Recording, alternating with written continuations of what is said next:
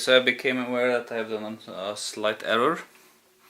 When I place these rift markers, I need to look at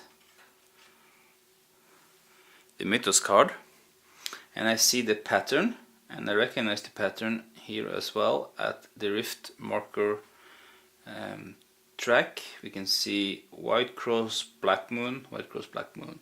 Now that means that doesn't mean that I have to place one marker for the white cross and one for the black moon, but it means I have to place one marker because of this entire pattern, which is white cross, black moon. So there's only one rift marker that goes on here, and this goes back to the box, or back to the rift marker pool.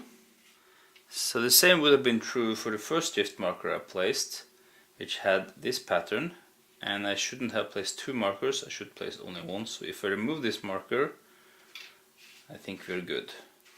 So it means there's only one rift marker now on the track.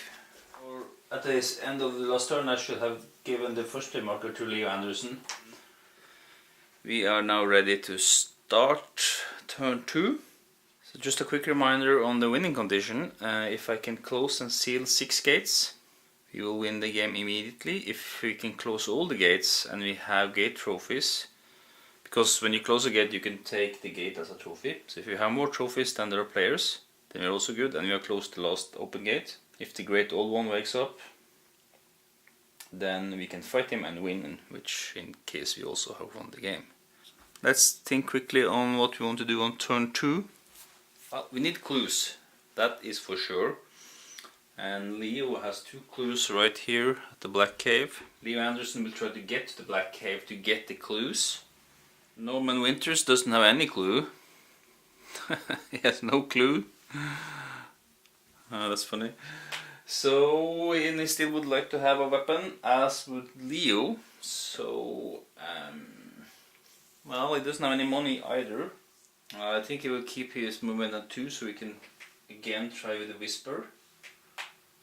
So the last guy on the board here is Darrell. He is in Kingsport. So he can actually move to the 607 Water Street, so he can remove the last rift marker. In the movement phase, Leo will read the old journal, and that's a lore -1 check, because he's not going to move anywhere and he's going to maximize his sneak instead. Oh, I forgot, Leo has +1 sneak and +1 speed. That's important. So then he definitely can keep that speed down. And I'm going to do upkeep for Leo, because Leo has a retainer and he needs to collect 2 bucks from the retainer, like this. But then he needs to roll a die. If he gets a 1, he loses his retainer. He gets a 4, so he keeps his retainer, luckily. Darrell, he's going to keep his sliders as they are. And he also has a +1 speed. I need to remember these skills. And I also forgot his skill that he can draw 2 encounters and choose 1. His retainer says that he will get 2 bucks. And he will roll a die. And he gets a 5. No, actually he gets a 6, but he keeps his retainer. Norman Winters, 2 bucks from the retainer. Will he keep it? Yes, he will keep the retainer. Then it's Lola. Also her retainer gives her money. I need to use all this money.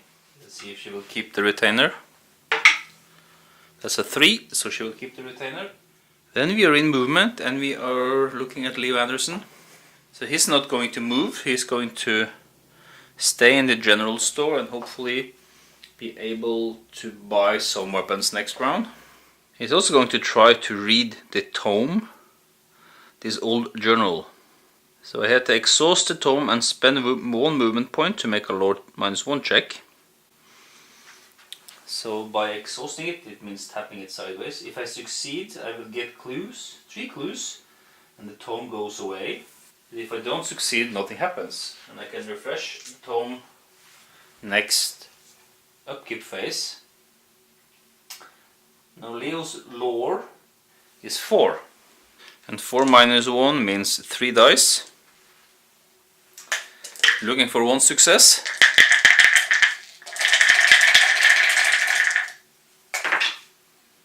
And we got it.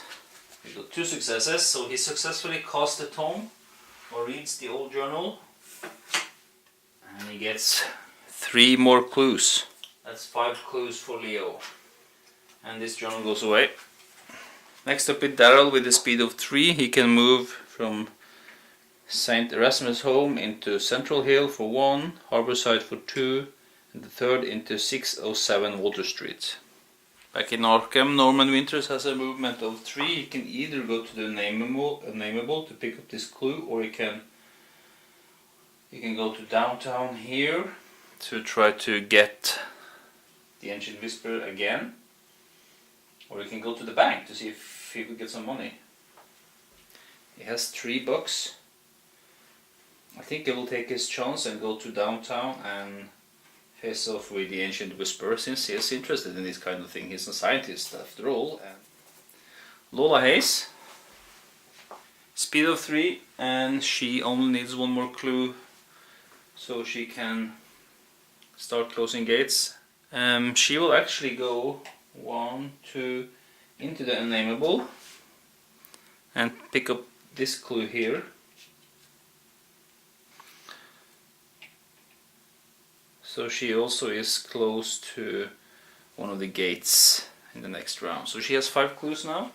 The same as Leo. I remember the ability of Yib Testel. Yib Testel says that you can have a maximum of 5 clues. So that's movement, and we are into encounters. Okay, encounters. Leo first at the general store, skipping encounters and trying to buy a weapon. 3 cards, and he can buy 1 of them. His options are some dynamite, some research materials, which I can spend instead of spending a clue, which is great actually, because I can only have 5 clues. I could use this research material instead, and allowing me to, in principle, have 6 clues. The last thing is a lantern, which gives me a +1 to luck. I'm not going to buy the lantern. The dynamite gives me +8 to combat, so I can take out some strong monsters. Let's do that. Let's buy the dynamite for 4 bucks. Let's say that Leo feels still like a millionaire. He has a lot of cash left. After Leo, it's our good friend, the photographer, Daryl Simmons. He's going to have an encounter at 607 Water Street, so he can investigate the rift. His ability says that he can draw 2 encounters and choose 1. Let's just go to my box and find the harbor side in Kingsport. It's down here, and take out the town encounters, and I will shuffle. I will choose 2. It's 1 and 2. So let's see. 607. The text says that an old man with piercing eyes opens the door before you can knock. Meeting your gaze calmly, he says, "It's clear that you need my help, but do you deserve it? If I spend 1 stamina and 1 sanity, the terrible old man joins you. I can take his ally card or gain 2 spells if it's not available." So I need to find out if that ally is available. Terrible old man, he is not available, so I can lose 1 stamina and 1 sanity to gain 2 spells. Good old Daryl here, he certainly has stamina and sanity to lose. He may be able to give the spells to some other guys. So he's going to lose 1 stamina, but he's not going to lose 1 sanity, because Leo Anderson's leadership ability is going to be used. Leo Anderson will step in, and he is a leader, so he will prevent the stamina loss. I need to remember that I have used that ability, so I'm just going to put on one of these control markers on it. So I have used this ability this round, and I will clear it during upkeep. So I take in 2 spells from the top of the deck, and he gets Steal Life, which will help his combat check, and Voice of Ra. Somebody is going to use voice of Ra during upkeep, I think, if you can give it away. Having successfully investigated to see the rumors or the rift at 6 or 7 that originate from 6 or 7 Water Street, this one is returned to the pool. So you go back to Norman Winters, he's right here in Arkham. He has met up with the Ancient Whispers yet again. So we draw another card from the Ancient Encounters. And this one is the Culprit Apprehended. Sheriff Engel has caught a thief but has not yet found the loot. You may make a sneak -2 check to covertly find it first. If I pass, I will gain an exhibit item. If I fail, I need to discard the top item from the exhibit item deck. Also the exhibit, or the rumors, the Ancient Whispers, move to East Town. A sneak -2. Well, the good astronomer only has a sneak of 1. So that means he automatically fails the test, and he doesn't have any clue tokens, so he can buy extra dice. Sorry Norman, you have lost. And we need to lose 1 exhibit item. Flip around this one. It's the Mask of the Three Fates. It goes back to the box and he's out of the game. Okay, in Arkham, Lola is at the Unnameable, and she will have an encounter from the Merchant District. As we can see by the stack here of encounters at the Merchant District, there is tremendous replayability here if you have all the expansions. So this game is fresh for many years, I guess. Not sure if this text is visible, but it says: the roof caves in, but instead of a ceiling above, a swirling pool of shadow hurls down towards you. Make a speed -1 check or become lost in time and space. Well, the Unnameable is a dangerous place. A speed -1 check. Our good friend Lola here has a speed of 3, but she's able to dodge. So she will add +1 to each die you roll for purpose of checking for successes. And it means that she will also have a success on 4.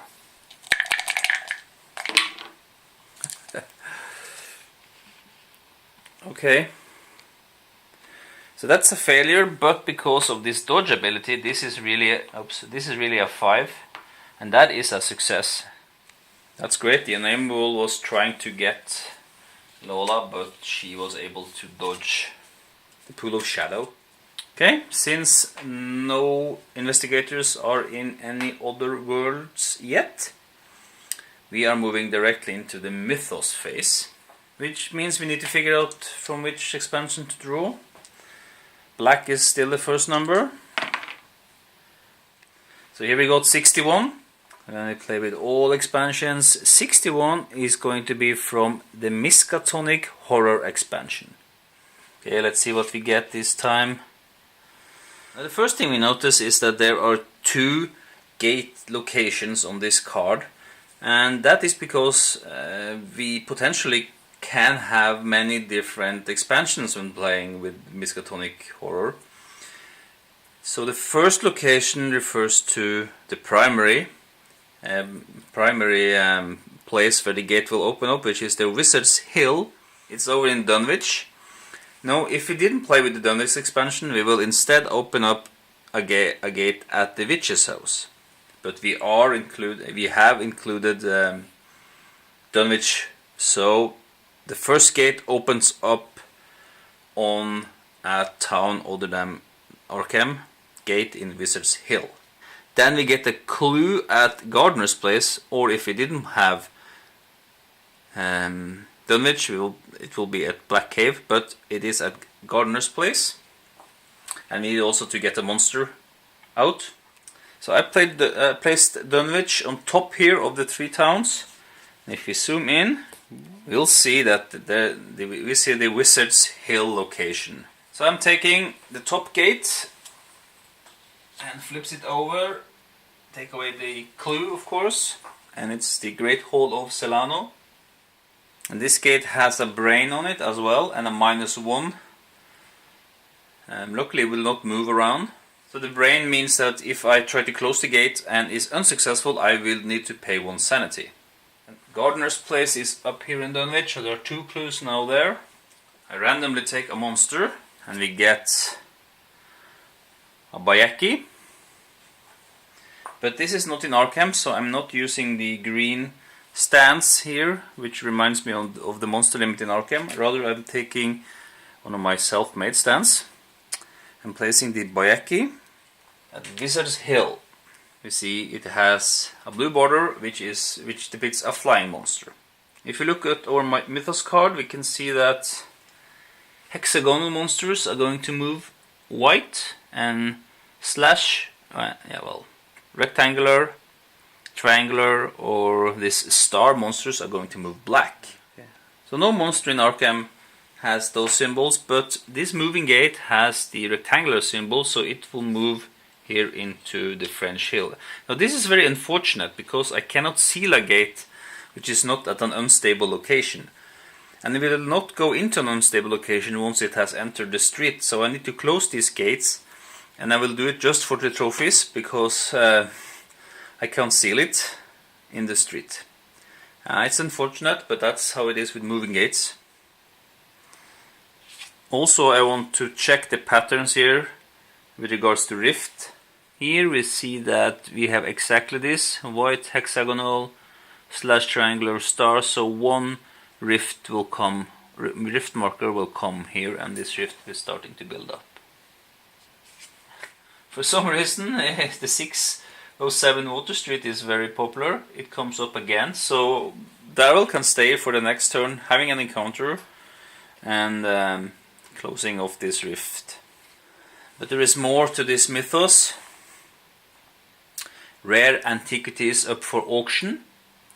The first player draws 1 unique item. He may purchase it for the list price. Each time a player chooses not to purchase it, the player to his left may purchase it. But the price goes up by $1. Once each player has had a chance to buy the item, if no one has purchased it, the item is discarded. Which is a very nice mythos card, to be honest. 1 unique item up for sale. Leo Anderson get first dibs. Wow. Seeker of the Yellow Sign. In any phase I can lose 2 stamina and discard this card to automatically succeed a horror check, or automatically succeed at a fight or law check made to close a gate. That is excellent. Leo Anderson has ton of money, so he's going to buy this for $5. So 5 of Leo's money goes away. So now Leo is ready to try to close a gate. He has a lot of clues and can dive into a gate. But because the lurker is watching, we have to resolve a reckoning card. Further temptation. Oh, I forgot to add a doom counter to the track. I'll do that, of course. Further temptation. Each investigator with a dark pact draws 1 spell. Well, nobody has taken a pact yet, but perhaps someone will now. Doom number 3. So I'm a bit surprised. I'm a bit surprised that we haven't seen any mystic environment cards yet, so that the act hasn't come into play, which is good. By all means, it's good. Let's keep it at that. Then we might have a chance. So Leo passes his first play token to Daryl. And we are ready for a new round. Phenomenal. Join me for that in the next episode.